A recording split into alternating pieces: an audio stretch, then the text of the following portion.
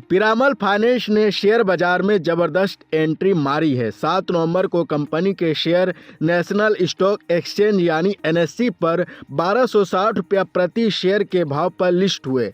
यह listing Piramal enterprises के साथ हुए मर्जर के बाद हुई है और ख़ास बात यह है कि कंपनी ने बिना आईपीओ लाए ही मार्केट में डेब्यू किया है। शेयर ने डिस्कवर्ड प्राइस 1124 रुपये के करीब 12% ऊपर लिस्टिंग की और कुछ ही देर में 5% उछलकर 1323 रुपये के ऊपरी सर्किट को छू लिया। यानी शेयर फिलहाल अपने डिस्कवर्ड प्राइस से लगभग 18% ऊपर है और कंपनी का मार्केट कैप करीब 30,000 करोड़ रुपये के पार पहुंच चुका है।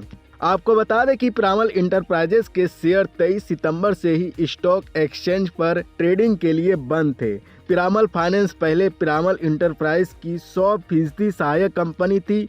10 सितंबर को एनसीएलटी ने इन दोनों कंपनियों के मर्जर को मंजूरी दी थी और 23 सितंबर को कंपनी ने रिकॉर्ड डेट तय की थी। इस मर्जर के तहत पिरामल इंटरप्राइजेज के शेयरधारकों को 1.1 के अनुपात में पिरामल फाइनेंस के शेयर मिले हैं।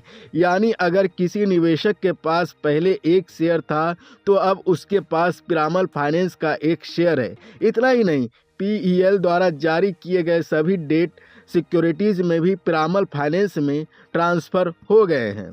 मर्जर के बाद कंपनी की कमान अब आनंद पिरामल के हाथों में है, जिन्होंने 16 सितंबर से पिरामल फाइनेंस के चेयरमैन का पद संभाला है। वहीं कंपनी के एमडी और सीईओ जयाराम श्रीधर ने हाल ही में मनी कंट्रोल को दिए इंटरव्यू में कहा कि आने वाले सालों में पिरामल फाइनेंस अपने ऑपरेटिंग एफिशिएंसी, टेक्नोलॉजी और आर्टिफिशियल इंटेलिजेंस के जरिए ग्रोथ को नई ऊंचाई पर ले जाएगी। उनका कहना है कि कंपनी का लक्ष्य आने वाले वर्षों में 3% का रिटर्न ऑफ एसेट यानी आरओए हासिल करना है। श्रीधरन ने बताया कि उनके लिए पिछले 5 साल बहुत ट्रांसफॉर्मेशनल रहे हैं। उन्होंने कहा कि यह उनका पहला अनुभव था कि किसी एनबीएफसी और फैमिली ओन एंटरप्राइज में काम करने का और उन्होंने इसे एक शानदार सफर बताया। कंपनी ने इस दौरान खुद को एक होलसेल लेंडर से रिटेल फोकस एनबीएफसी में तब्दील किए हैं, जो भारतीय वित्तीय क्षेत्र में बहुत कम देखने को मिलता है। सितंबर 2021 में जब देवान हाउसिंग फाइनेंस का अधिग्रहण हुआ था तब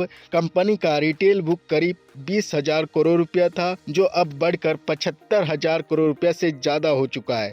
यानी कंपनी का रिटेल और नया होलसेल बिजनेस 4 साल में करीब 4 गुना बढ़ा है। जुलाई 2023 में कंपनी ने ब्रेक इवन हासिल कर लिया, यानी सिर्फ 2 साल में कंपनी मुनाफे की राह पर आ गई। कुल मिलाकर देखा जाए तो पिरामल फाइनेंस अब एक नए मजबूत और भरोसेमंद एनबीएफसी के रूप में उभर रही है। मर्जर के बाद कंपनी का focus retail, lending, technology driven solution और स्थिर मुनाफे वाली ग्रोथ पर रहेगा। निवेशकों के लिए यह लिस्टिंग उम्मीदों से भारी शुरुआत साबित हो सकती है।